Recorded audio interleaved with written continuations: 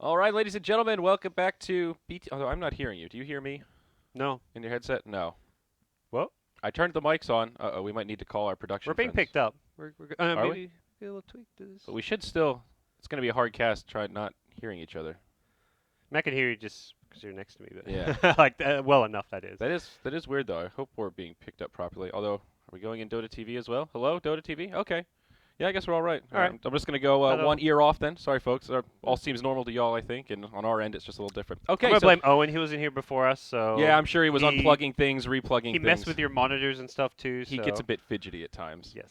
So anyway, we've got an interesting match here: FTD versus EHOME, the number 1 in Group A versus the number 5 in Group A. So Thrilling stuff. You're selling it. Selling it fantastic. you know, I what can I say? EHOME, they're undefeated so far though. They've Yeah. gone 2-0 in both their series, and FTP have been bested in both of theirs. Yeah, and like a win here for eHome means they're like 6-0, and at that point, I think you're like mathematically through. Yeah, So yeah. So it's a big series for them, and a draw here, I guess they'd still be in good shape.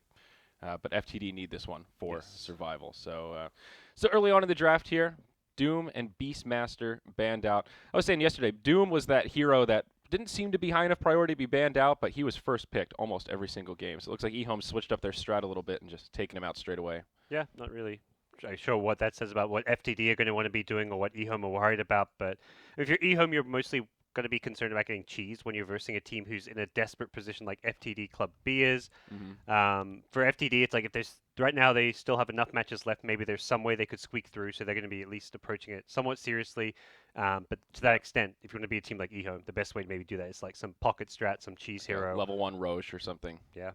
So I mean, once you're eliminated at that point, if you're still playing games, you treat it like scrims. So you do your normal strats and just try and win. But okay, well there it is. The first pick, Alchemist for FTP or FTD rather. No big surprise there. yep, He seems to be all the rage this patch. pretty good with the new armlet. And I think the one of the biggest buffs he received was not a direct buff or an item buff or anything like that. Was the change to the gold comeback mechanics, where the comeback mechanics in terms of gold got basically reduced a little bit. So one of Alchemist's biggest problems is he gets ahead and he's always by far the most farmed hero in the game. So you take away some of that kill bounty when you actually manage to pick him off once or twice. It means there's less of a comeback potential when you're running an Alchemist strat. Yeah, that's a good point. It seems like teams are also starting to run junglers a little bit more. We're just seeing slightly more greedy drafts coming up more commonly. Even Enchantress and Doom can play that 4 position and rotate around pretty effectively. Lion, first pick here for eHome. Solid support, one of the heroes that they love. They played it a lot yesterday as well. Great crowd controls, great burst damage. Slightly greedier support, but always good to have that blink hex initiation. Can never really go wrong with that. It seems to be like just such a classic Chinese Dota scene support that they always going to lean towards. Like we're not seeing it anywhere near as much in any of the other regions, but it gives you like decent laning, good lockdown, good burst damage, something a lot of supports don't bring to the table. So and it's nice to have against Alk. You know, the burst damage definitely helps against the Chemical Rage. Oh, absolutely. So, and even if you can get your well-timed stun off, you may force an unstable concoction to be used on himself. So, plenty of nice things that can come out of this hero. But eHome taking a lot of time for a second pick. Reserve time getting chewed away at, but. What do you think about Lich this patch? I've heard some people say that he's a bit overrated. Of course, he's been picked and played a lot. I think he's got a pretty decent win rate. Yeah, Lich is kind of like to me a 4th or 5th pick. He's not saying you can easily grab early on because he plays very passively into the laning stage, and he's pretty much like old Lich picked up purely to give you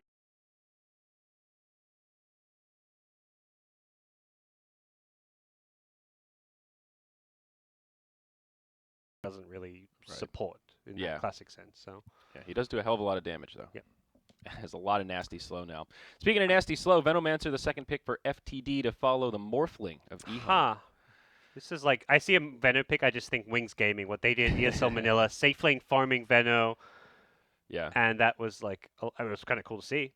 Alk Veno, I mean, you talk about cheese/pocket picks you can pull out, like a farming Veno.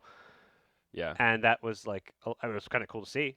Alk Veno, I mean, you talk about cheese/pocket picks you can pull out, like a early pulled Ag Scepter on a Veno is pretty brutal. Yeah. Not to say that what we're in store for. Most Alchemists don't pull Ags until like 30 plus minutes in the game, but still. Never know. Veno going a Blink Veil, still no slouch. A lot of magic damage there, and then he can farm an Ags of his own. He's always been a hero that is really irritating if he gets that early momentum in either a safe lane or kind of a mid-core position. Yep.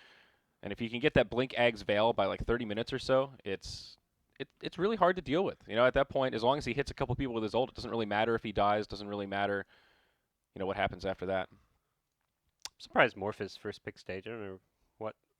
Were you him playing Morph much? I believe earlier they in the played it tournament? once yesterday in Okay. a game that I saw. We did see a Morphling, and I believe it was EHOME. Might have just been an EHOME game. Yeah, it's just like The even games if start to run together pretty and quickly. this like first stage a Morphling. Yeah. Great. Again, they're basically doing this because they're against Alchemist. You create a replicate of Alchemist and you use it to farm yourself. hmm It was actually the old Vici Gaming, which both Ice Ice Ice and Fen were on, which used to run Morphling and Alchemist together. They had that pocket strat where it was Morphling, Alchemist, and Undying, Yeah. and they'd go for the Aghanim Scepter on the Morphling and then create like this double tombstone thing going on. It was this kind of crazy pocket strat around the time of Nanyang Championship, but basically creating a replica of Alchemist, you get to farm. If you get his Grievel's Greed, you get his Radiance, and you turn his farming into your farm. Yeah. So that's pretty much the only reason you're first stage picking Morphling. I think it's also just really good burst damage again. If you end up going that E-Blade route pretty early. In the game we saw yesterday, the Morphling really farmed well. He might have not even died that game, but he just had a lot of space and was able to sort of take over. And that can happen against an Alchemist. If you get a couple of good rotations, he doesn't get a lot of early momentum. The Morphling can kind of scale with him. Yes, absolutely. So I assume probably just be a safe lane farming Morphling, but Ice Ice Ice has played this hero a lot in the offlane, so bit of flexibility there. Absolutely. Third and fourth bands complete. Night Stalker Lich taken out by FTD, and the Bat Rider Earth Spirit by EHOME. Earth Spirit, one of the heroes in China that seems like getting banned a lot, but actually not picked so much compared to some of the other regions. Yeah, I guess it's an even bandit second stage, no longer like we must pick this on up really early in the draft. We can snag it a bit later. His nerfs really hurt, I think. He lost 10 movement speed, and then the boulder, much slower. Every time I see the boulder, it's like comical how slow it is compared to what it used to be. And it's received nerfs in the past as well to like the stun width as well. So yeah, that poor hero. Oh god, this Veno Undying Alk. This just looks disgusting. Yeah. Oh my gosh. Good luck fighting into Acid Spray plus Poison Nova plus Tombstone and Decays. Like, you don't want to walk into that. Wards, there's going to be slows all over the place with the Flesh Golem plus all of the Poison Sting. Yeah, this is some pretty nasty mid-game team fight, but EHOME have a lot of ways to split up the map. That's what I like about this draft so far with the Lone Druid additionally. Now they've got, if the Morphling goes BOTs, for example, they can split up the map pretty effectively. Might be able to dodge fights and still split farm. You need to dodge fights against these guys, so. Yeah. Definitely to advantage to have that, but they also need some way to at least slow down the pushes somewhat, because at some point, very likely, FTD will force them into some kind of a fight, unless the lanes go terribly wrong, which is the other approach you can take, which is just win the lanes, but winning lanes against Undying, not something you can rely on necessarily. Okay, well. So, I feel like this hero is actually being picked up partially for Nullfield here. This spell received buffs in the recent patch. I think it was what? I think it just used to max out at 20%, now it's 22. So it's a small buff, but still the idea of the magic resistance against the Veno. And it was the level 1. Yeah, so even level 1 got a huge buff. So even like, the problem is like you don't level Nullfield until later on. So at level 11, your Rubik has 1 point in Nullfield, and it went from 5 to 10% at level 1. So it's much more of a value point now. Yeah. You can grab early on, whereas before it scaled linearly. Because as a support, your level's always coming so much slower. So by having that one value point come level 10, level 11, you're in such a better position as a Rubik. So. Yeah, and Vengeful Spirit, now the 4th pick for FTD. So just another great team fighting support, and kind of confirms that is a Veno core like you were talking about. No big surprise. Man, the days when Rubik is being picked up for Nullfield as primary reason may be a bit of a exaggeration. Yeah, some decent spells for him to steal though. Nyx Assassin now the 5th pick for FTD. Again, another great team fighting hero, and a Timber Saw for EHOME. All right, an Ice Ice Ice classic. You've got so many Ice Ice Ice heroes here. It looks like he's not even going to be on the Timber Saw. Oh, wow. You're right. He's going to play the Morphling. Yeah. So Old Chicken, his Lone Druid is amazing, but he's the carry player. They've actually swapped their roles around for, like, Manila, it was Ice Ice Ice on support with Lanham playing carry. Lanham is back to support. Ice Ice Ice back to the offlane. And Old 11 is playing carry now instead of offlane. So they've done a bit of a role swapperoo. So I wonder if this means Lone Druid's going to the safe lane, or because it's, like, the Lone Druid, they want to run it off lane for for old 11. Yeah, they've got a lot of options. The Timbersaw is a really interesting pick here. It's a fairly heavy melee lineup, great against Alchemists for just the minus strength, good against the Undying as well. I think it's a pretty solid pick. Yeah, it gives them some good deep push. It's very good at bursting down the Alchemist as well. Burst damage no longer going to be an issue when you talk about Morphling, Yeah. Timbersaw, and Lion. I guess the Morphling, if it is an offlaner, utility Morphling, maybe not going to have as much in the way of burst. And Yeah. yeah, Ice is going to just be going offlane, it looks like. So don't expect a huge amount of farm coming out from him, but the Timbersaw, this is a good Timbersaw game. Yeah, and the Bloodstone just got buffed. That's an item that he classically likes to go for. Now starting with 12 charges, actually pretty big. So last pick was Nyx Assassin for FTD. The big concern for FTD's lineup is that your carry / late game potential is purely in this Alchemist. So when EHOME have drafted around being able to deal with and somewhat counter the Alchemist, the Timbersaw pick being the big one, you kind of have to worry a bit for them because they're all in on this one hero, and that one hero will get countered. Yeah, that's a good point. You know, one of the changes that I love about this patch is now we're seeing heroes almost always now. It's like mandatory that you TP right at the beginning of the game and get those wards down before you can be easily scouted. And part of that is just the byproduct of TPs now being 50 gold, which still seems crazy to me. You know, it's in recent memory when they were 135 each. Holy man, Slax's camera speed? He's on 7,000 camera speed? Yeah, gotta go fast, man. Zips Speed around. gaming. I don't know how you play Dota with this. I don't know. Maybe that's his observing setup. I feel like this is like matches Slax's like personality, just like all over the place, like zipping around here and there. Oh my. That is pretty crazy, though. Hard to imagine. It's sensitive. Okay. And So still no level 1 Windlace. That's something I've also been curious about. If it's actually an item worth buying at level 1 to get that movement speed boost I saw over one boots, but player do it early today. I think it was a Winter Wyvern, I want to say. okay, It's great on supports. Like if you've got a support who can, like the boots first support maybe becomes a Windlace first support. Yeah. And it's a slightly cheaper option. Yeah, I think we'll start seeing it a little bit more frequently. I haven't seen it yet in any of the games that I've cast so far in China, so. Looks like Lone Druid will be down in the bottom lane for some safe lane farm. And they're going to put the Timbersaw mid for EHOME's side. Yes, so Timbersaw versus Alchemist.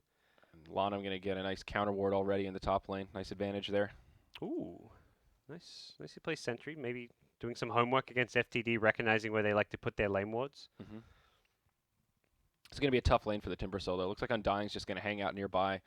Even though it is melee on melee, it still hurts to get slapped by Decay this early on. And Acid Sprays hurts Timbersaw quite a bit as well. Pretty Haw up top, actually taking a lot of damage. It's a 2-on-2. Lanham getting pushed back by the Venomancer. Ice going to commit onto Pretty Haw. He doesn't have enough mana. There's the Mango for the waveform. And this should be a first blood draw, I think. On the other side, is Lion actually going to die first? No, he doesn't get the last auto attack off. Lanham going to survive against the Venomancer. Though he goes back in, connects with the stun. And Veno will be pushed back. Ice on the way. No mana for waveform, but he's pretty close. Only about 15 short. Looks like everyone's going to survive. Close call on both sides of the coin, though. Yeah, both supports getting ditched by their carries who are going for the opposing support. And now down bottom, Nyx actually getting caught by the telekinesis. Lone Druid putting in a lot of damage. I don't think they'll have enough damage for the first blood here. There is still an impale if they continue to dive. One more auto attack. They'll actually get it. It's Fenrir that draws it on the Rubik for the bonus gold. Oh, that's not the start FTD we're hoping for. And Lone Druid with Bounty Rune, free farming this bottom lane is going to have a fantastic time. Lion Suicide's the neutral creep at the top, so he's going to get nice and healthy to return to this lane. And laning stage-wise, I feel like EHOME are going to be able to contest all 3 lanes now that they're running this dual lane setup.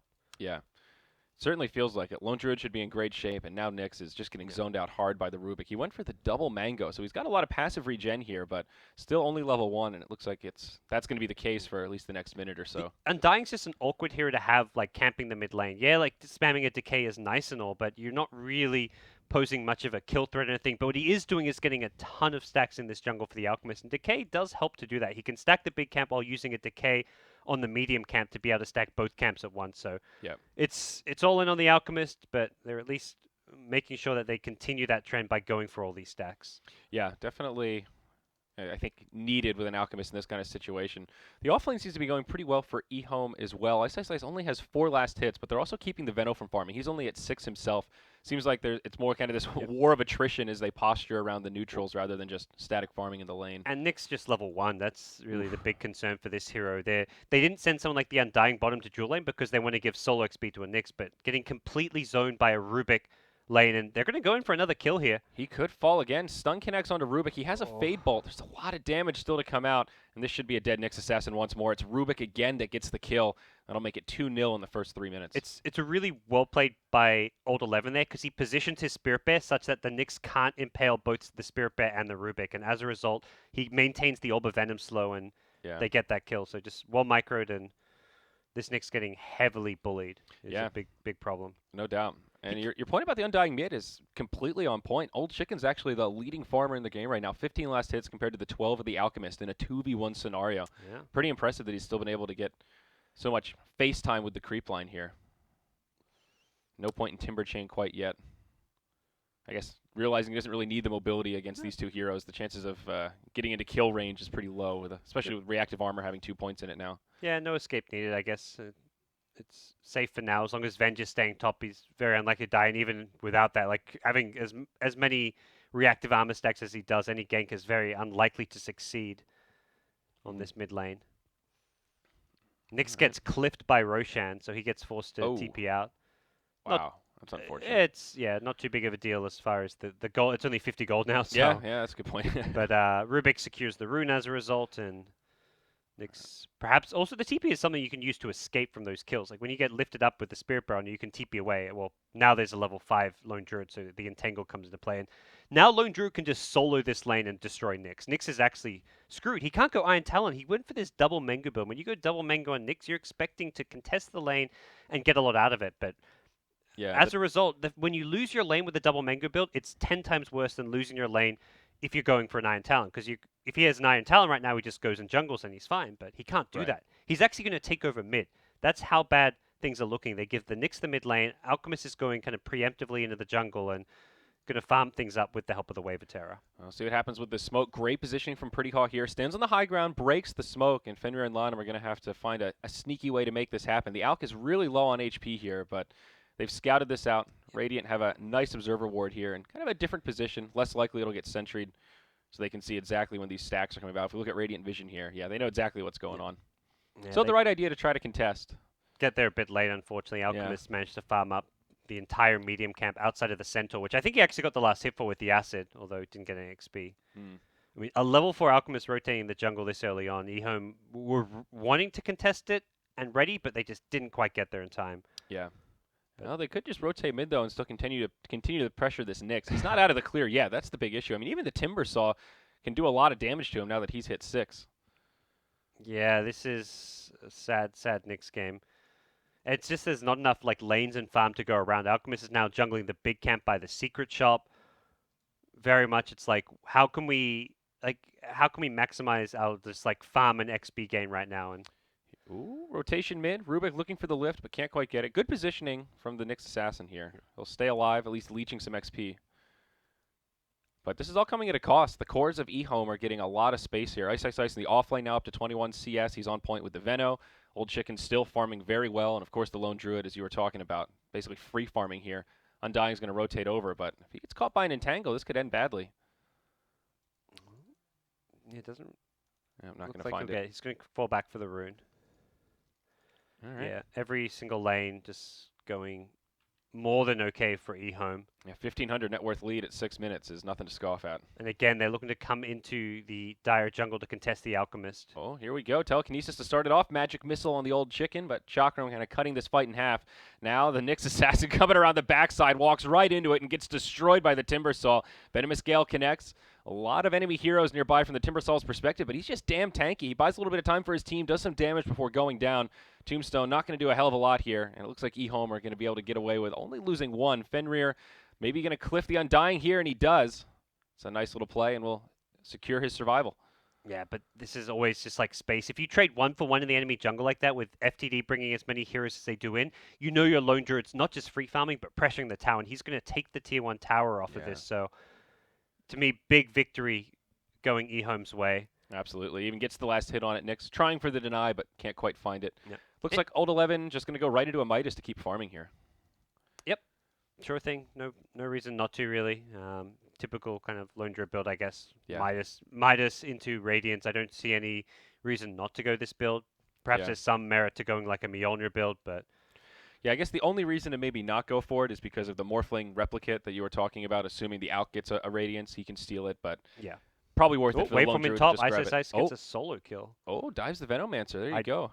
I don't. I just happened to have my camera up there. Yeah. I did not expect that to happen. I guess just, was that use of the replicate to get in there Yeah. so deep? Okay. He had a replicate and waveform. I'm taking a lot of damage here. Now the Acid Spray comes out, and they're going to get cleaned up. EHOME actually going to be punished for trying to invade the jungle like this. They've already lost one. Fenrir on the run. He'll rendezvous with us possible.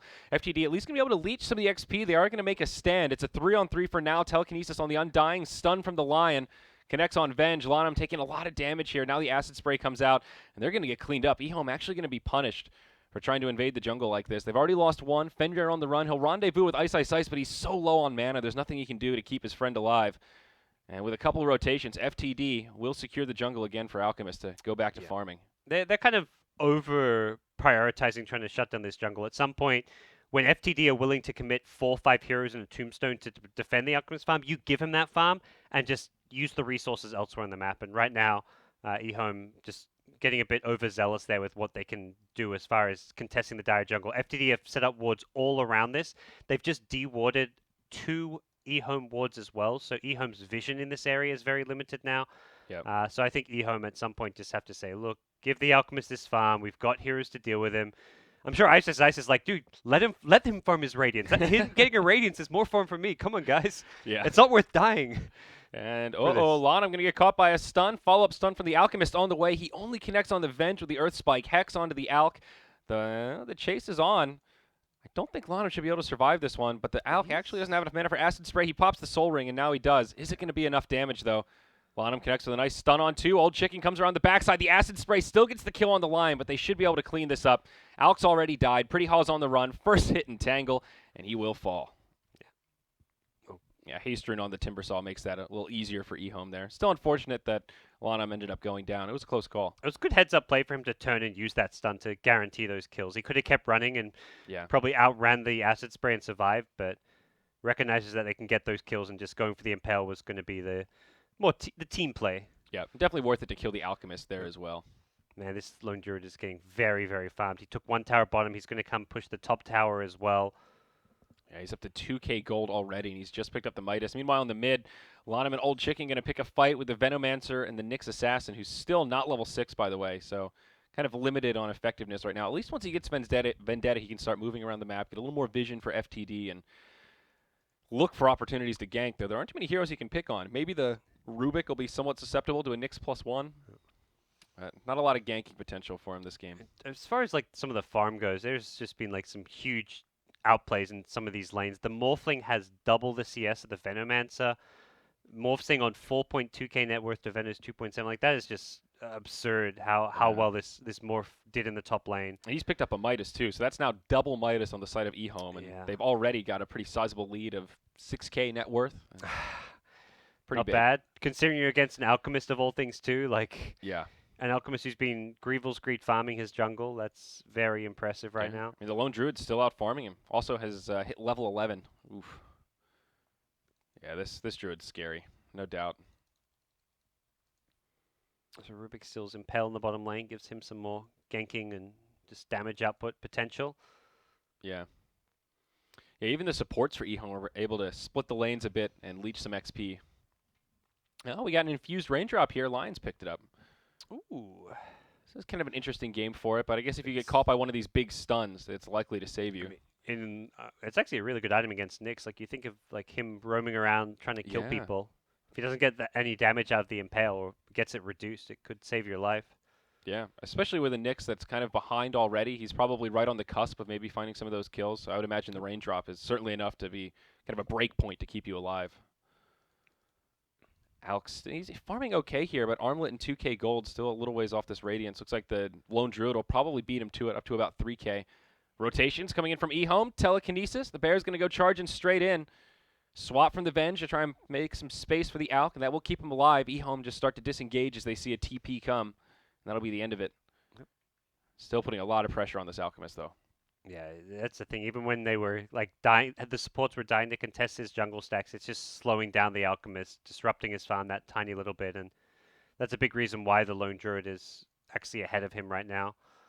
Yeah. So things not looking good at all for FTD when you've got all 3 core heroes just ridiculously farmed on EHOME side, Yeah, having and here we're going to see 5k. the Alchemist just get destroyed, perhaps. Oh, he's going to turn to fight, puts down the Acid Spray. They're going to turn on to Pretty Haw instead. Decent damage coming out there. Stun from Fenrir, but out comes the stun from Nyx. That gets the kill on the Rubik.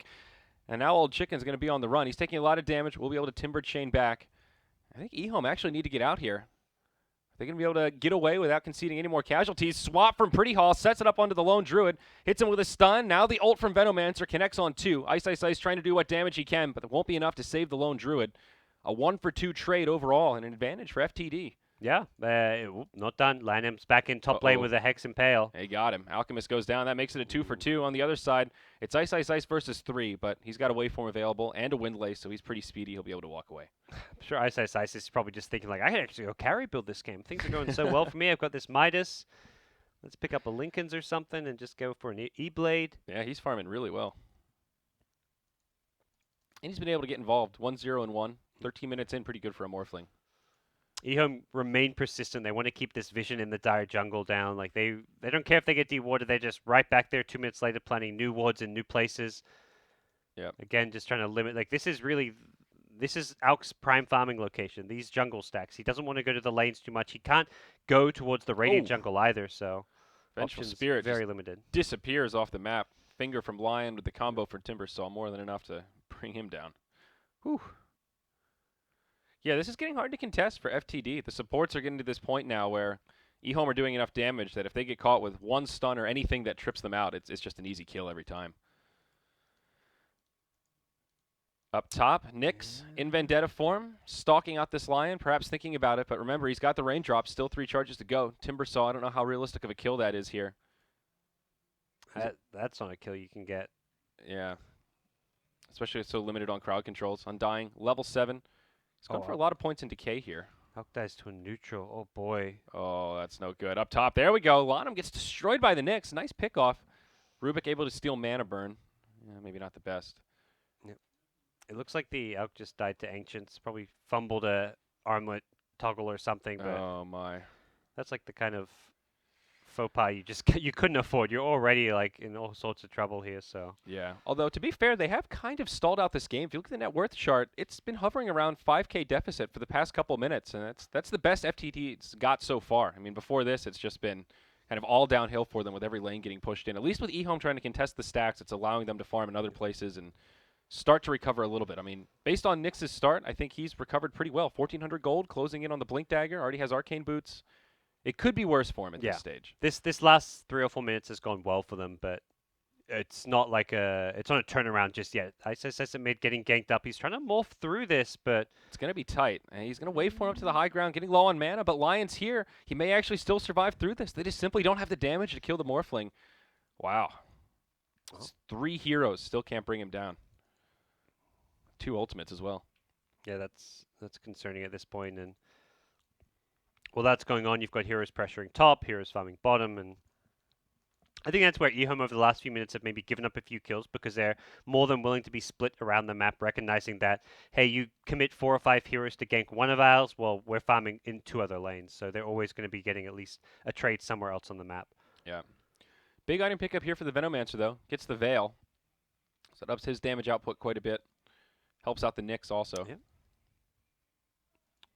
Looks like ISS will be going into the Lincoln Sphere build on the Morphling. Picks up the Perseverance, at least for now. Okay. Yeah, playing it safe.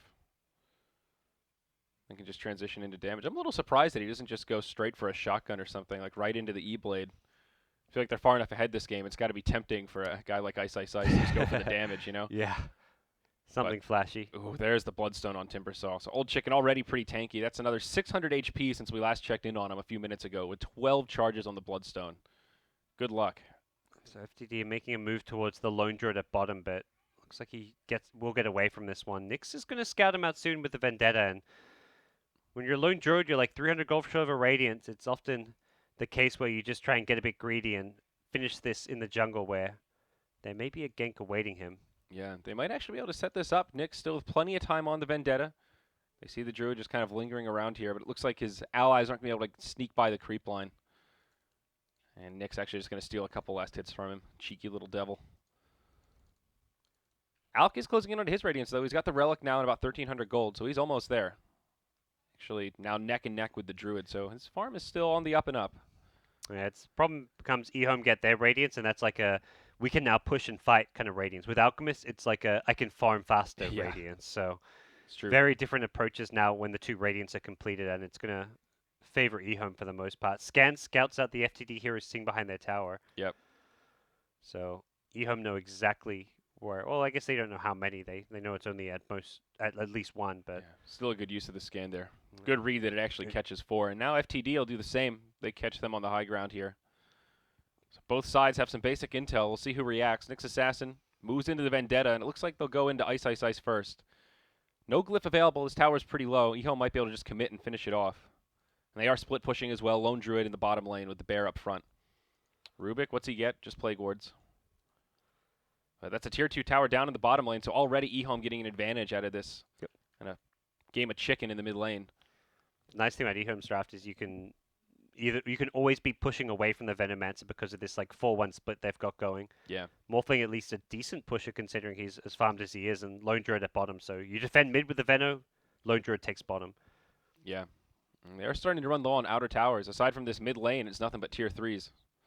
So they are starting to lose access points around the map here. A lot of Plague Wards in the mid now that Rubik's stealing it, or stolen it rather. Yeah. If you're FTD, the way back into this game is through fighting and getting kills, but they don't have an initiator until Nyx gets his Blink Dagger. So yeah, and he's 200 gold away, so they kind of don't want to fight right now. But the longer the delay, the harder they delay, the harder this gets. The Morphling now up to his Lincoln Sphere, so even harder for Nyx to kill him. Just harassing the Alchemist, trying to steal as many of his last hits as possible. Still pretty unrelenting in that regard. Yep, stealing a Replicate as well on his way, so has that Radiance Replicate to get him some farm. Oh, they find the Nyx Assassin. Swap from the Venge will keep him alive, and now Pretty Haw in a world of hurt.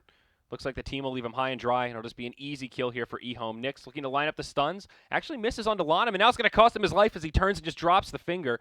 All the while, Lone Druid still doing Druid things, finishes off that tier 1 tower. So it's victories all over the place for EHOME. Yeah, and now things start to get out of control unless FTD can find that favorable fight, which they need to get level 11 on Venomancer. This is where he's like, got to buy those Tomb of Knowledge. There's 1 in 10 seconds time, but yeah, him getting level 11 is probably the biggest kind of development in terms of levels go, and then the Nyx with the Blink is probably the other big change that we can see come FTD's way. Yeah.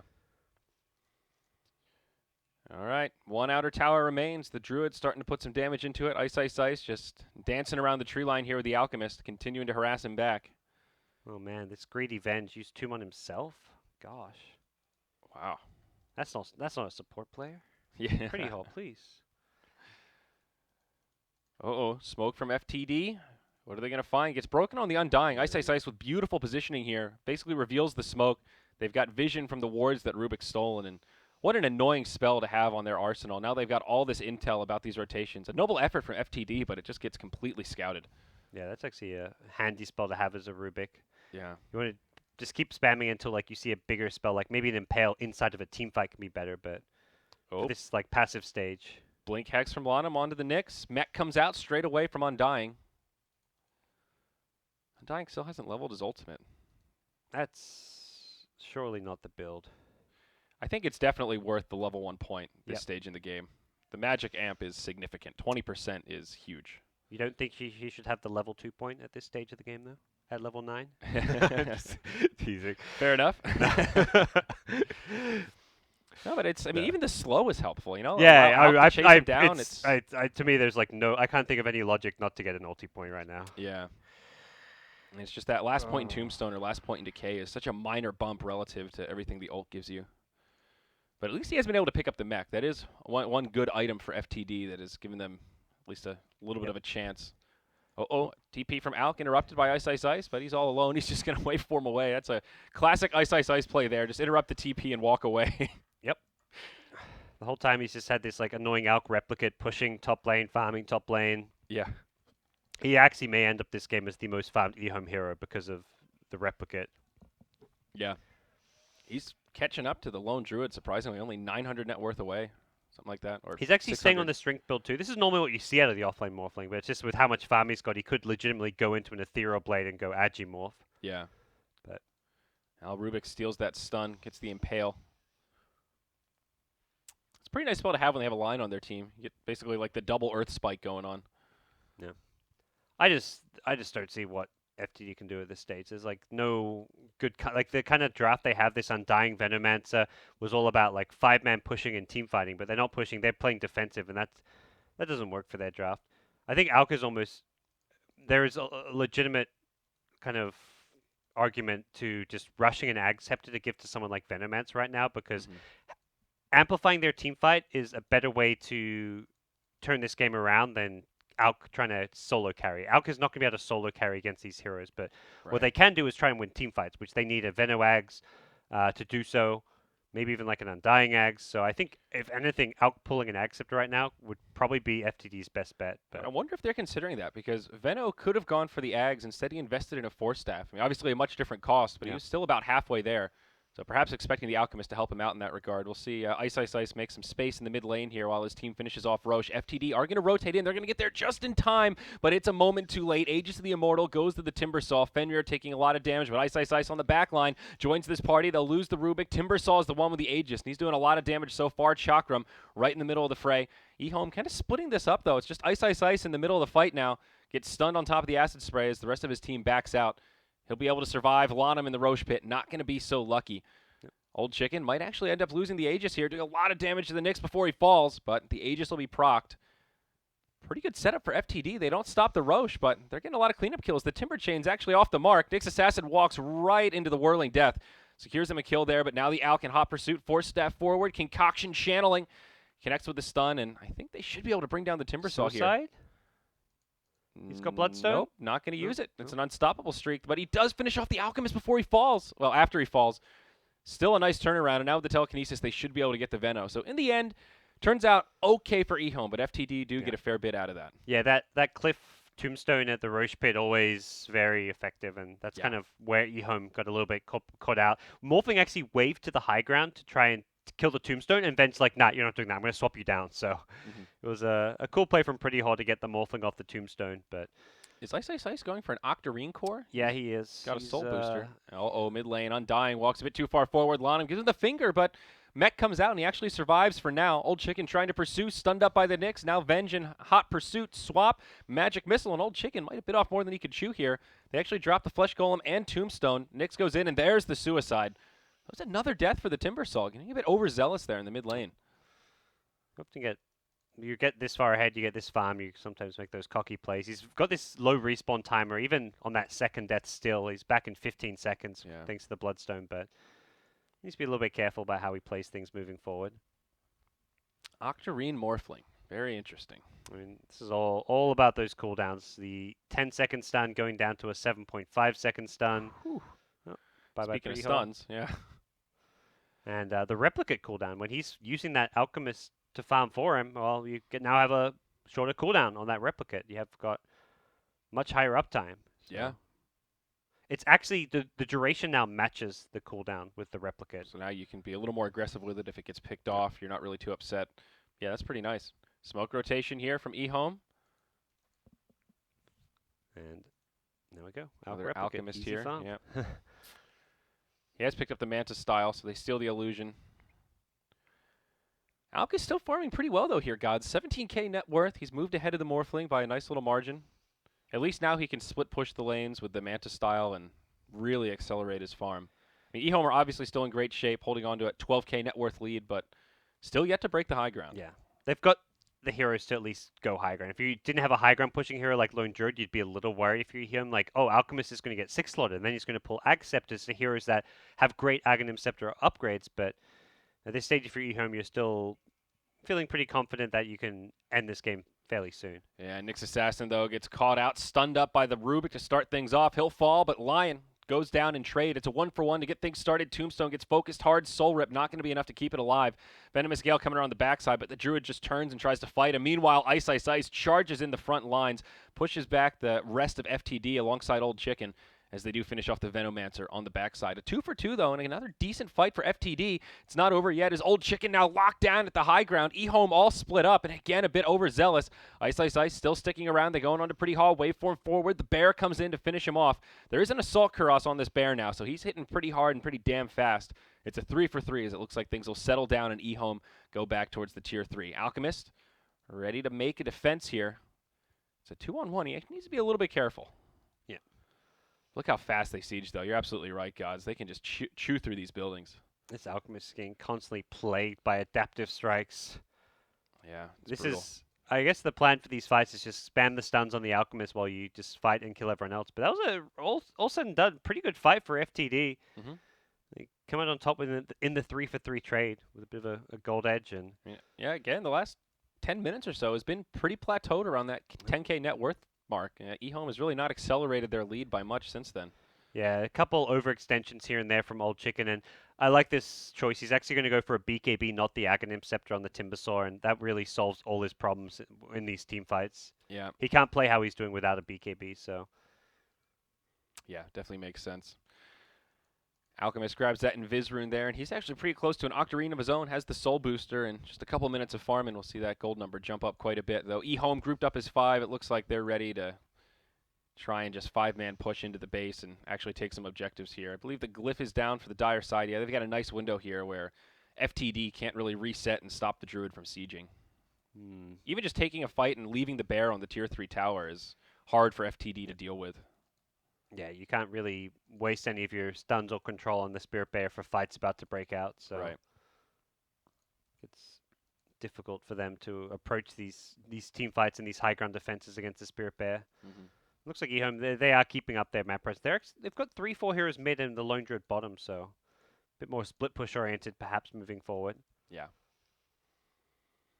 All right, well, this is the problem for FTD. They're just all turtled up in their base right now. You take a look at Dire Vision, and they've got one humble ward down, and it's near their secret shop. Really no idea where EHOME are, where they're going to strike, and meanwhile their jungle's just getting cleared out, so they're really getting starved. I think that's the biggest factor, and how do you come back when you're just completely locked in your base and have no map control like this? The comeback is really that one big team fight that you win. I mean, winning, or even it doesn't have to be a decisive win, but just taking team fights is going to be the plan, where you've got to try and use your high ground advantage because you haven't got any vision out on the map. You need to kind of fight around your strong points. You got to use that +3 armor buff, man. It's pretty big. Yeah, it's actually crazy how much high ground defense got buffed in this patch. Yeah, that and the tower moving back is really big. That's one of those changes that feels small, but it's really hard to just slow siege from the low ground now. You really have to commit a lot more to chip at that tower. Yeah, the positioning puts you in such a dangerous spot where you can get engaged on by the high ground defenders. Yeah. BKB now up on the Timbersaw, though, so we can go full man mode in this next fight. Bottom lane, Ice, as well as the Alchemist going at it again. And Alk will just TP out. He's already got the Octarine core. I mean, again, Ice is happy to find the Alchemist just to make these replicates. Yeah. Yeah, now the replicates do pretty crazy damage. It's really like having a half of a hero or so on your team. So here we go. High ground siege. Still no glyph for the dire side. Bear goes up to the high ground, just tanks the tower and starts chunking it down. Old 11 does have another bear summon, so happy to let this one just take some damage. Lone Druid also is holding on to a Gem of True Sight, so he's going to sit pretty far in the back. Clearing out some illusions here. They do get the tier 3 tower mid, so the barracks are exposed. Alk TPing back in. So we got a hybrid Morphling now. Good stuff. Can he cast Spirit Bear? I guess he can. It says target allied hero, so I don't think so. No, as in he creates an illusion of a teammate. Like Morphling turns into a teammate is how this works. So right. And you get their spell. So in theory you can cast Spirit Bear and have a double Spirit Bear. Oh, I see what you mean. Yeah, okay. Yeah, I thought you say become the bear. Oh no, yeah. No, I don't think you can do that. He'll become the Lone Druid, but then he could cast summon the Spirit bear. Yeah, I think you should be able to. I don't see why not.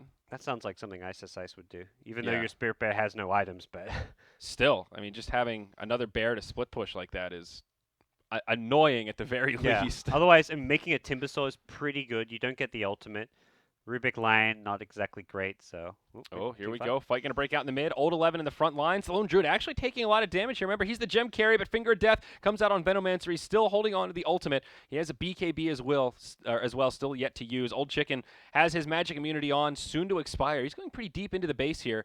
FTD just desperately trying to disengage, get back to the well and heal up so they can take another fight on the high ground and actually defend the barracks. Another Alchemist replicate coming in here and just pushing everybody back, doing a lot of passive damage with the Radiance Burn. Ice, tanking a lot of damage in the front line as well. EHOME, kind of split up here, and with Old 11 taking so much damage at the beginning of that fight, they're a little hesitant to just run up to the high ground, and now FTD feeling confident moving out of the base. Acid Spray comes down, Decay starting to stack up, they jump in onto Fenrir. Finally, the Poison Nova comes out from Venomancer, they get the kill on Rubik straight away. Old Chicken doesn't have his BKB available for another 30 seconds, so he has to be a little bit careful here. Ice Ice Ice in pretty deep, the suicide actually from the Timbersaw. Morphling finishes off the Nyx Assassin. But they do lose their Lion, and it's not a great fight for EHOME. They've already lost 3, and now they are in full retreat. Yeah, FTD is starting to gather some steam here with every kind of successful fight they take. That's a good really hold. need. I mean, again, they lost their tier 3, but the barracks topped off. The range didn't even take a single tick of damage. Yep. No buybacks used. That's really impressive. So I'm starting to feel like this might not be totally over for FTD, Godz. No, it definitely does not feel over at all. EHOME, I mean, like, perhaps taking this game a bit too casually in some ways. Like, the first Roche contest really was where they lost the Aegis and didn't get to go for a high ground siege with an Aegis, but now they're trying to take high ground without taking Roche again. Mm-hmm. I mean, Ice Ice Ice is just kind of having some fun. I mean, he's playing spectacularly well, but it's funny just seeing him. He was controlling 3 different heroes in that fight. His own hero, the Morphling. He had a Timbersaw hybrid, and he had a Morphling replicate. The replicate can't exactly use spells, but obviously still does a lot in a team fight. So yeah, he had a Timbersaw, he had an Alchemist, and he had his Morphling. So pretty impressive. Very interesting stuff. Yeah, Old Chicken just going to back up here. Actually in pretty deep in the top lane. I'll see if he just moves into the Aghanim Scepter now with that point booster. I imagine that'll be the natural item progression for him if this game continues on. Waveform forward down to the bottom lane. Pretty Haw, the target of choice, but does make it back in time to not fall victim to the Morphling. Roshan, on the other hand, this is Roche number 2. EHOME move right into the pit, and it looks like they might get this one uncontested. FTD not making a movement quite yet. Looking at their vision, very limited. They will use a scan. No, they didn't. What was that? That was a TP, I believe. Oh, a TPN. Okay. Yeah, at first, that's the weirdest scan I've ever seen. You said scan. I looked and I was like, yeah, it's scan. I was like, wait a second. Yeah, that's my bad. Yeah, they look quite similar. Yeah. Oh, the replicate down bottom gets stunned up by the Alk. Little Alk on Alk action here. But still space created for the Roche to fall, and again, it's the Timbersaw that takes the Aegis. Yeah. Timbersaw's kind of that key hero as far as the actual fights go. Yeah. He's the one you need dishing out a lot of damage, and Alk pretty far out. Pretty Haw with a swap to save him, but Venge will have to sacrifice herself to keep the carry alive, and now Alk gets stunned. BKB Veno, he has the Poison Nova ready, but this Alk in some trouble. Pops the Manta, will be able to back up for now. Hex comes out. SSS on the run. BKB starting to fall off here. Old Chicken in the front lines. Running low on mana, his precious resource to put out this big damage. And, stolen swap from Fenrir. Pulls the Alchemist back into harm's way. He's actually regenerating pretty quickly. It will cost Fenrir his life. And are they actually even going to be able to bring him down? He's pretty damn tanky. Line him off to the side. Locked in the trees. Just falls to all the poison damage. And again, this fight for EHOME really not going that well. It's a 1 for 2 out of the gate. Ice Ice Ice goes charging in. Starting to lose some frames here. Old 11 getting chased down. Alchemist charging up a stun. It looks like it connects. And this lone druid's in a lot of trouble. That's going to be a gem that hits the deck, it looks like. Ice Ice Ice on the way. Old 11 moving around through the trees. He's actually still alive. Ice Ice Ice doing everything he can to block them out so they can't get to the druid, but the Alchemist does find him. Looks like the Radiance Burn will tick him down. Ice Ice Ice does manage to make it out. Now Old Chicken can get away, or can he? Swap back, low on mana, doesn't even have enough for a Timber Chain. And the Timbersaw is going to have to do this one the old-fashioned way. Concoction connects, and that's going to be the end of the Aegis. Oh, my. I think EHOME have to be legitimately concerned at this stage about this game, and their Lone Druid, Lone Druid Timber aren't getting enough done in the fight. They've got this huge economic investment in the Morphling. I mean, mostly just Ice Ice Ice has had such a great game, but he's not got these. It almost feels like he should have gone for just carry DPS items at this stage to help push as well as just scale into the late game, because feels like his damage is pretty minimal in these fights, honestly. And the Alk replicates are much more geared towards farming rather than actually fighting. They don't do a whole lot in a fight. Well, and they already have a Radiance on the Lone Druid as well. Yeah. And that's a lot of the damage that comes out of the illusion. So, very much a case where FTD are taking teamfight after teamfight, and it's a big concern because Alchemist is going to start pulling Ag Scepters, so these FTD utility heroes like Veno and Undying are just going to get scarier and scarier. And Nyx, another great, all 4 of these amazing Ags heroes. Yeah, they really are. Like, these 4 are probably like all top 10 Ags candidates in the game. Yeah, you're right. Even the Undying in the support role, just getting that extra strength steal is huge against some of these tankier heroes. Even just the Morphling. Vengeful Spirit now caught in the mid lane. Big damage coming out on Pretty Haw. Mech comes, and FTD want to try to actually take this fight. Pretty Haw is still alive. Glimmer Cape tops him off. And now they're going to go in on the Ice Ice Ice. They've already killed the Lion. Some reinforcements coming for EHOME here, but it looks like they will disengage. Lion's the only one that falls, but remember, that fight started as EHOME trying to gank the Venge, and they didn't even trade one for one. And the defensive play coming out just from the Undying with all his items, the Mech, Pipe, and Glimmer Cape, the Venge with the swaps throughout this game, Venom going into a BKB. There's just a lot of sustain on this FTD side, and it's really starting to show in these fights. Yeah, and here, 38 minutes in, FTD get their first tower kill. Talk about a turn of momentum. Well, those towers are just literal money bags at this stage. If FTD start winning fights and taking a few more towers, it's going to quickly see a big gold swing going their direction. We're already seeing Here we go. It to some extent. First Aghanims. Who's it going to? I think the Veno is probably the highest priority. Yeah, level 16. He's also like really farmed already, which just means he's going to be staying alive. There's a greater guarantee he gets it off. Yeah, and the way he's itemized, it's pretty much guaranteed to get a good ultimate. He can blink and force staff to get in position. Yeah, Nyx is the other really good one, but is it Nyx? Either Nyx or Veno. Okay, he goes Nyx. Oh, okay. Nyx is just like I mean, Nyx to me is like top 3 in the game. It's pretty incredible. I think it's just more the way these fights have been going. The Veno ultimate has really been a key piece of their damage. Yeah. The Nyx is more like you get more utility and control out of him. You get the guaranteed stun with the Spike Carapace with the Burrow. Yeah. You get a shorter cooldown on your Impale. And it's a little better for high ground defense, I guess. Yeah. More spammable, whereas the Venos is obviously more cooldown related. He can just sit in the front lines, go burrowed, and is there much threat of dying if you're burrowed? I guess, yeah, Timbersaw has some pure damage, so he can't just go complete front line burrow up, but... Yeah. But he can and if you're Alk, you're probably just saying, look, don't worry, Veno, I'll have another Ag Scepter in. Well, I've actually got money for it now. He's got 6.4k gold suddenly. He just bought an Ags. Okay. He actually just bought a Blade Mail of all items. What? Not really sure about... Does it's replace the armlet, I guess? Yeah. Great item against Timbersaw, I guess. Not classically an item you'll see bought at 40 minutes, though. Interesting. And he does upgrade his boots first, so now he can TP to Yeah, it's heroes. like, it's 40 minutes in, I'm 6-slotted, what do I do? Let's buy a Blade Mail. That's not like a typical 6-slotted item that you'd think of. Pretty low-ticket item, yeah. And with the buffs to the item, and he's got Octarine with it, so he reduces the cooldown, something that kind of got taken away in the recent That's a fair point. 13.5 seconds is pretty damn good. Yeah. It does very much help deal with the Timbersaw. Old 11 gets caught, and there the BOTs from the Alchemist joins this fight right away. Concoction charging up, gets force stabbed forward, connects with the stun on the Druid, and I think they're going to find a kill on Old 11 here. He's going down pretty fast. Undying trying to just box him out and cut off all past the retreat. That's going to be a gem down. Looks like they're going to have to kill this replicate slow and steady. Be able to pick it off, but great kill here for FTD. I think EHOME might just kind of turn this into a rack game. They were split pushing, and they did kill that tier 3 tower top a couple minutes ago. So they are still kind of whittling down the base. Ice Ice Ice getting close to the tier 3 in the bottom lane. Definitely a good option. He's Ice Ice Ice going into the Maelstrom is kind of a pseudo split pushing item. And it's also just going to help him scale more towards the late game. Yeah. And as far as ways of dealing with split push, it's the Alchemist as a carry who can help deal with the split push, and then to a slightly smaller extent than Nyx with his pick off and kill potential, but he can't solo kill heroes. They're all too tanky. Yeah.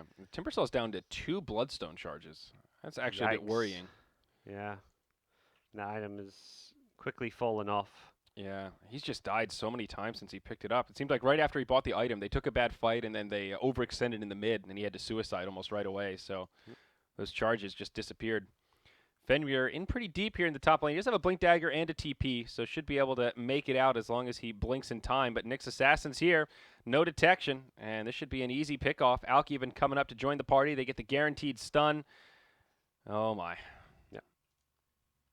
Nice level 2 bots pick up on the Alk. I mean, he's 6-slot, so he's going to get it regardless, but allowing him to just always join the Nyx for these ganks. Yeah. Talk about Nyx, like not having a Dagon, not really having the best solo kill potential, but he never needs to be solo when the Alk can TP in. Yeah, that's a good point. Ice Ice Ice still doing a good job split pushing, though. Gets a lot of damage into that tier 3 tower bottom. Almost finishes it off. Has been tracked up by the Nyx here, but not a kill he can get. Just going to harass with especially with the Lincolns. So another Aghanim should be on the way for Alk pretty soon here. He's got 3k gold. He's got 2-point boosters. He bought 2-point boosters in Oh. the side shop and completed one with an Ags. He's saving money for buyback though. Okay, so he gave one to Venno, so he's pooled 2 now. And he's got another 3,100 gold with plenty for buyback.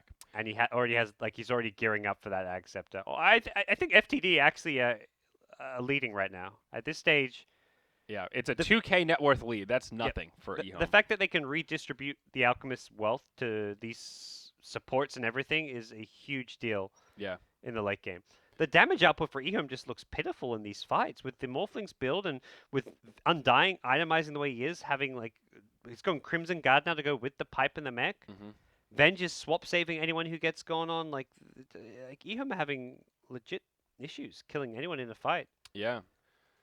I mean, even the Timbersaw, he went for a much more defensive build. Bloodstone, BKB, Octarine, no Aghanims for that extra damage output, and it feels like they could really use it. I mean, Rubik, somewhat limited on spells he can steal in terms of damage output. There's a lot of decent stuns, some good control. Plague Wards are annoying, but actually stealing something like the Poison Nova is proving to be pretty difficult.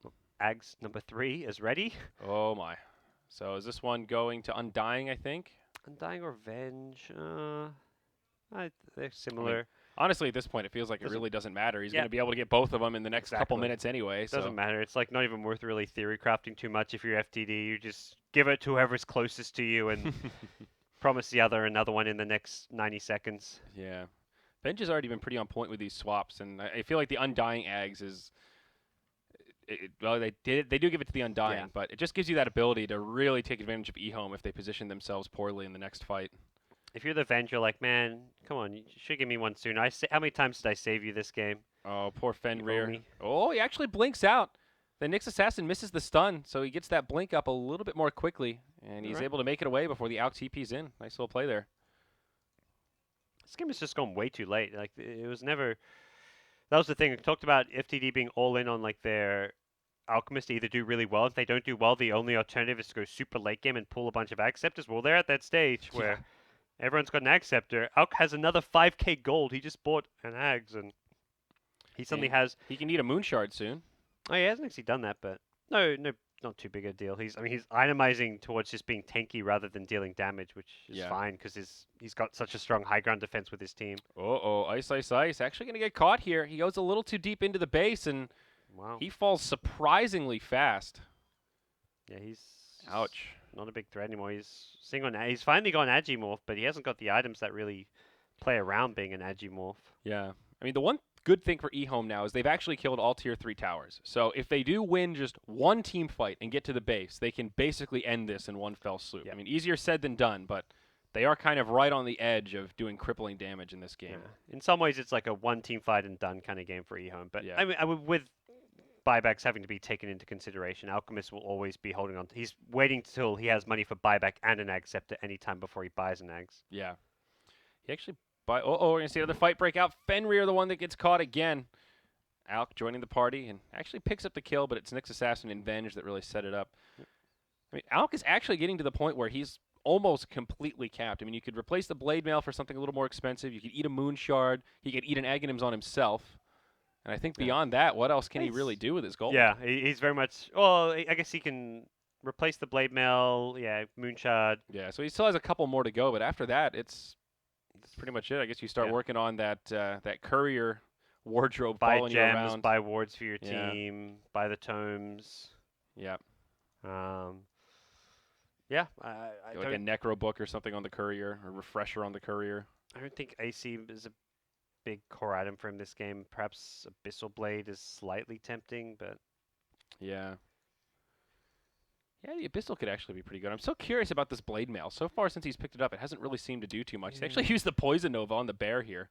Sure, why not? All right, 300 gold. Do you get... I'm not sure how the mechanics work if you get the lifesteal from the Blade Mail damage with the Octarine core.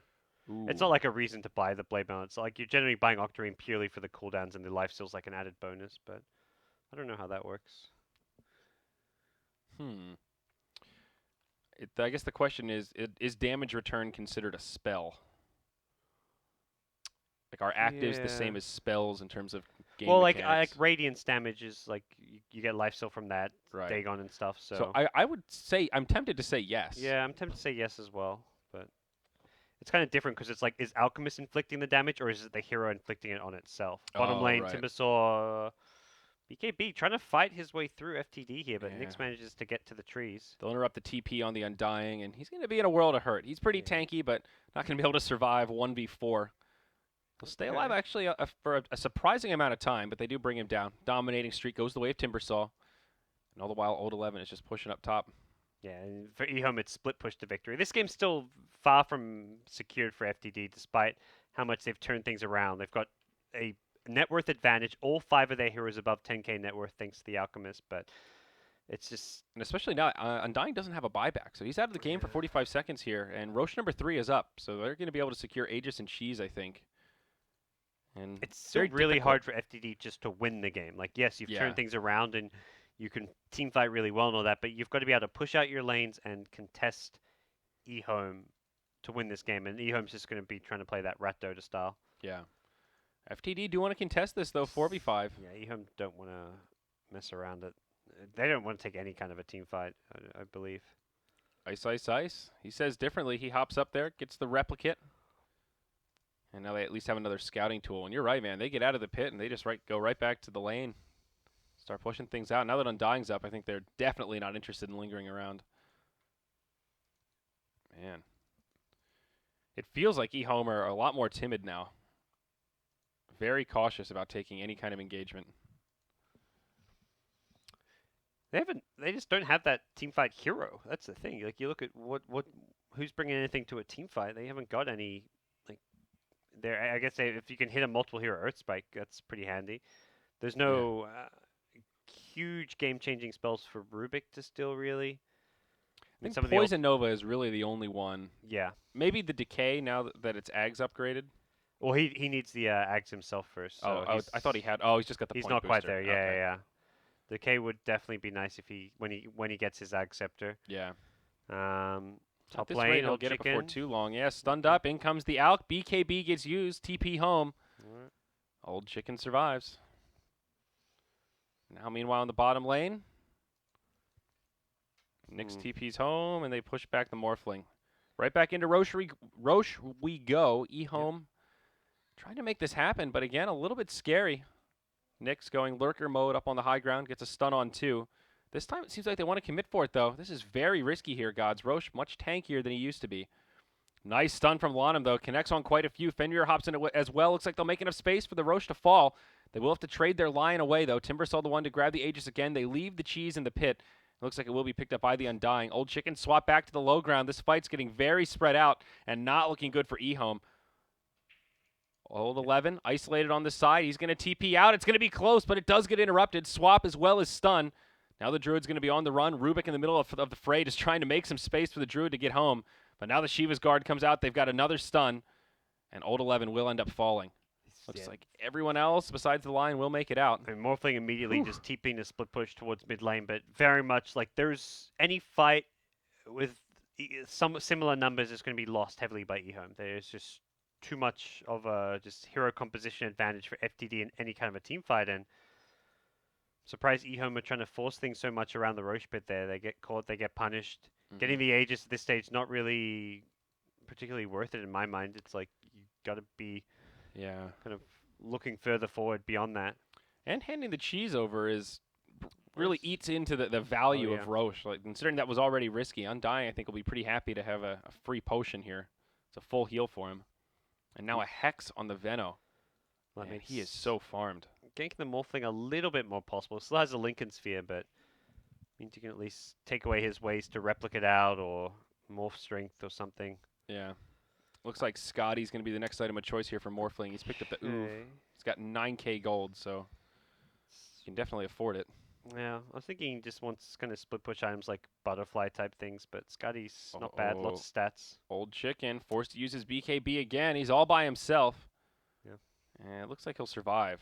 Pretty fast fingers on the BKB, buys time for his team to rotate, and like you say, he'll survive, and FTD will have to fall back. Still a BKB on cooldown, though. It looks like FTD will take that opportunity to just move into this tower. the Timbersaw hybrid leading the way here, but very much just there to try and stop and delay this push. Yeah, this could end up being a really long game. Even though FTD are holding on, like you were saying, it's really hard for them to actually push out and take control of the game. It's one thing to hold the high ground, but something completely different for them to actually push high ground themselves. I mean, they're even struggling just to push a tier 1 tower right now. Yeah, like Old Chicken as a Timbersaw, like high ground defense Timbersaw, always fantastic. Throwing an Ag Scepter as well, although he's been hexed up here. Yeah, not expecting that from the Venomancer. Force Staff away, swap from the Rubik. That'll buy him some more space. Now the ult from Veno, though, doing pretty big damage. The Aegis goes down. They're going to try to pursue onto Fenrir. He's stolen the Poison Nova. Connects on 2. Old Chicken comes back to life. And they actually will start to back out. The Alchemist has to go home to deal with the Morphling. Rubik will get finished off by the Veno. And Old Chicken trying to pursue on Pretty Haw and Ping. Ice, Ice, Ice here as well. Split push from Lone Druid, though, at the mid-racks. Uh-oh. Yeah, they just can't quite deal with this. SSS is there. He's going to start to clear out this creep wave. On the backside, it looks like the Undying's probably going to go down, but Ice, Ice, Ice now getting barracks in the bottom lane. He's already gotten the range. Looks like Melee are going to fall as well. This is the play for EHOME. Create chaos and then go for the split push. They get bottom racks. The Morphling as well as the Lone Druid, both kind of committing to the buildings while their teammates die, and it's a net win for EHOME. They don't really care about losing a couple of lives if they're getting Raxus because, again, FTD themselves do not push. Yeah, especially just the 2 supports. At this point, they're basically expecting their supports to die in these team fights from all the passive damage coming out. Ice, Ice, Ice, though, locked down. It's a 4-on-1 scenario, and he's not going to survive this one. The Bear stuck in the tree line here, actually on the high ground, and he will just be able to return it back. If anything, Bear... Oh, I was about to say, Bear should get an Accept. He's already got one. I like it. Just to allow his Spirit Bear to be split pushing these lanes and actually attacking buildings if it ever gets to the high ground. Yeah. Without his hero need to be there. Old Chicken stunned up, pops the BKB, and will just TP out. At some point, I guess they don't have the damage if they go for the straight Impale without... I mean, Vendetta, even if they hit the Impale there, I don't think they get that kill, so... Yeah. More big items, though, Godz. Yeah, so Timbersaw Ags, this is... Basically, Timbersaw is the, I'm going to fight you / defend high ground while my team go and rat you. Yeah. Ooh, it's definitely the play, but FTD, they're going to caught. push out of the base here. Yeah, they grab the Lone Druid. They get the Tombstone down, and they're doing pretty good damage here. Save the Spirit Bear. You have Ag Scepter. If he saves the Spirit Bear, it's fine. The Spirit Bear is actually the more important kill than Lone Druid. They swapped the Spirit Bear back in. And the stun. Very smart play from Pretty Haw. So worth that cooldown to get the kill on the Bear here. Yeah. And Lone Druid's actually down without a buyback. This is huge.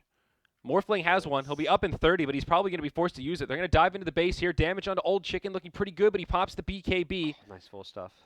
Ult from Veno going to do a lot of damage here. Fenrir falling so quickly to the magic damage. Glyph used by EHOME, and my gosh, Godz. It feels like this could be in reach of FTD. 2 heroes dead for over a minute. Morphling can split push when he's back. He may just go for that mid or top racks as soon as he respawns. We'll have to see how FTD respond to this. There's tier 2 towers in both side lanes, so they need to get the barracks and back, or they need to commit for tier 4s, but they have to decide what the play is, and they will back up. Throne's very difficult. You put yourself in a dangerous position, so they back off it. Oh, maybe looking to re-engage here, actually. Yeah, they've still got to be happy, though, with the lane of barracks at this point. Now swap onto Old Chicken. They've got the Hex right away. He's stunned. He's taking a lot of damage. This could be huge if they could bring him down. He pops the BKB. Now it's Pretty Haw that actually dies first. Ice, Ice, Ice in the front lines doing as much damage as he can, but it's not enough to keep the Timber alive. He'll fall, but has a buyback available. More good stuff for FTD here. Morph may look to eye off some of these side lanes. He's got a replicate as well. Oh, no, he loses his replicate, so...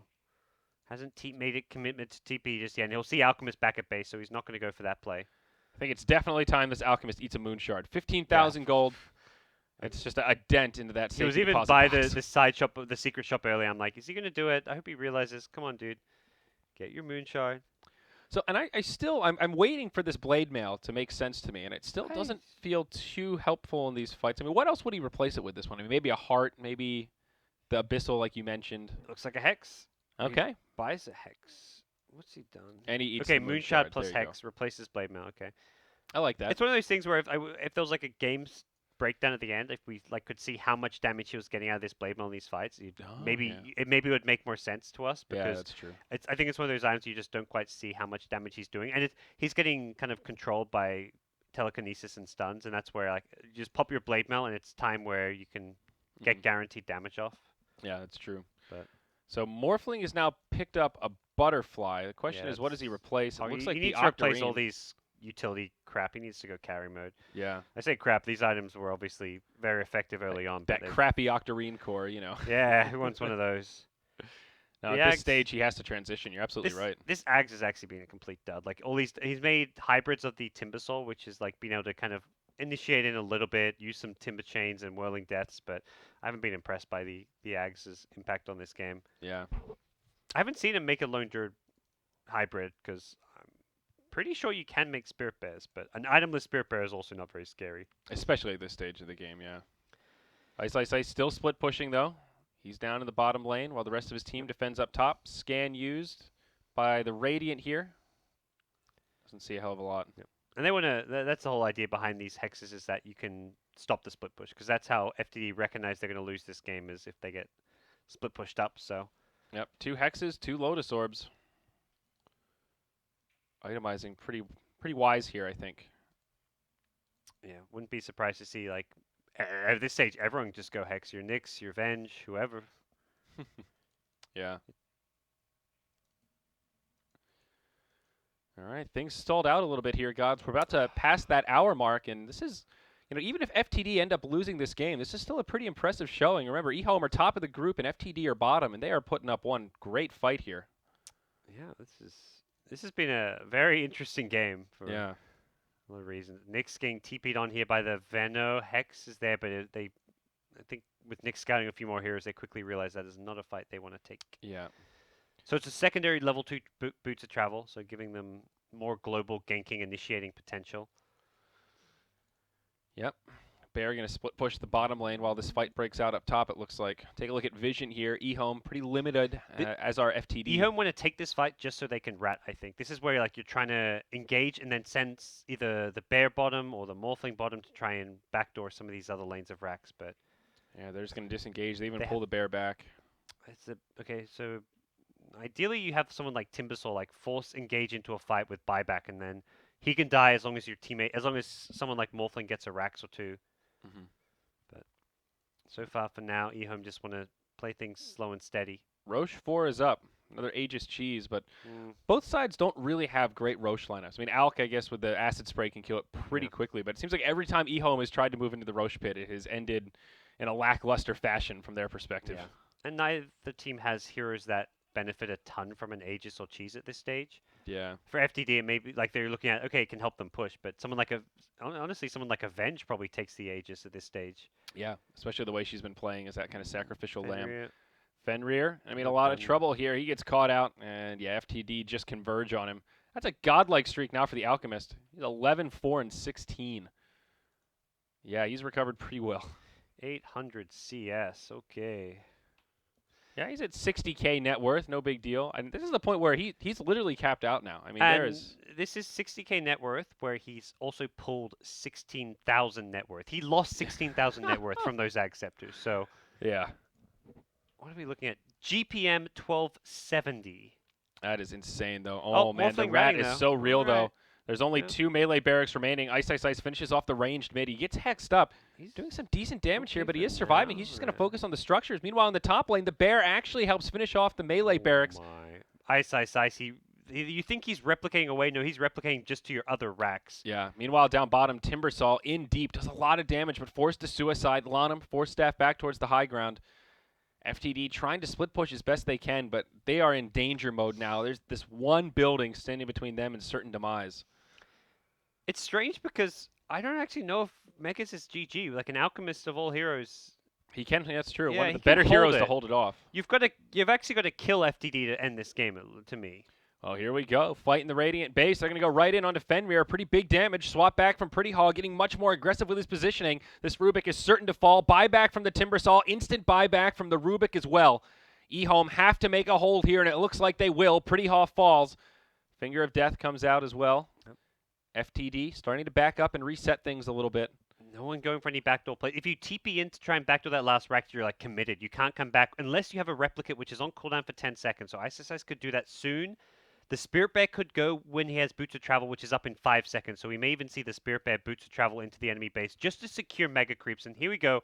May even consider going for Throne here. ISSICE Heading towards the melee racks. Buyback from Pretty Hall. He's going to try to buy time here, but remember, there's no glyph available for the Dire side. Now they're going to send the bear up top. It is Mega Creeps. Now the fight in the Radiant base. They've killed the Rubik. No buyback available on hand. Looks like Laudanum could fall as well. The poison damages so much as he gets into the well. Dire base getting very low. There's a Spirit Bear and a Morphling here. This is actually disastrous. It for looks like FTD. EHOME's going to be able to do it. Ice, Ice, Ice doing huge damage when he gets hexed up. The Linkage is off. They're actually going to be able to bring down the Morphling. The Bear's still here as well, but I don't think he's going to have the damage to finish off the throne. Or will he? It's going to be so close here, Godz, but they're going to try to pull him back. The swap, the Bear will fall, and EHOME actually can't close this game out quite yet. 1k HP left on the Ancients. Ooh, that's worrying. That, like, for EHOME now, they commit some buybacks. They could just try and suicide for the throne. They have 3 heroes with buyback on cooldown. FTD, only Venge used hers to make that defense. And this is... I'd much rather be in EHOME's shoes right now, that's for sure, but it's definitely not one. Refresher for Alchemist, he's just going to keep that in his stash for like a buyback scenario where you can refresh, like if his Hex is on cooldown when he buys back or his TP is on cooldown, he can just buy back, refresh his TP, and then TP in once more. So they push out the lanes decently, but the Spirit Bear is up top, so all EHOME need is...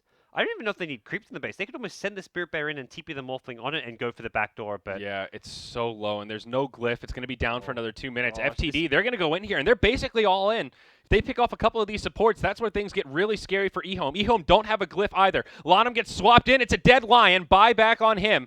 Now they start going in onto the towers, but the Bear, it's hitting the throne, and I think the Bear is going to be able to do it here, Godz. They just don't have the damage. Question mark?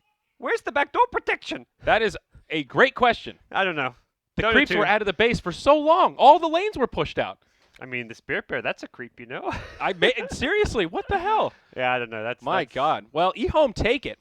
But a rocky game, I think, to say the least, from the heavy favorites coming into this BO2. That was very rocky. I mean, they should have won. They had things like in the bag at 25 minutes and then a couple bad fights. I mean, there was just so much gold invested in the Morphling who went for this pure utility build, and he couldn't actually really end the game off of it. So yeah. Very, very weird, bizarre game, and it had a very weird, bizarre ending as well. Yes, absolutely. It's amazing that the Undying only died once that entire hour-long match. 6-1 and 21. It's actually really impressive. Yeah, that was odd. I guess FTD at some point they spent so much time and effort getting back and clawing their way in this game, and then they just didn't do the bare basic of defending the split. Like, not even the split push. That was just like the base race. It's an obvious base race. Well, the final Spirit Bear thing with no backdoor protection. I wonder if they were actually counting on the backdoor protection, if they had handled that differently, if they had known the Bear could just walk in and kill it like that. I think even if there's backdoor protection, I was surprised Morphling didn't TP on the Bear, because if he TPs on the Bear, they actually... out DPS, they kill the throne with or without backdoor protection. So I think they were going to lose a base race regardless of the backdoor protection, but there's definitely some question marks in my mind about what happened there. But backdoor protection is one of those things which has been... It's a little funky. Has a mind of its own at times, it seems. So. All right, very good. Great first game, though. Yeah, much more action-packed than I think we thought perhaps on paper. So that was just Game 1, folks. Game 2 right around the corner. I'm Zyori, he's Godz. Thanks for joining us here on BTS2. We'll be back after this short break.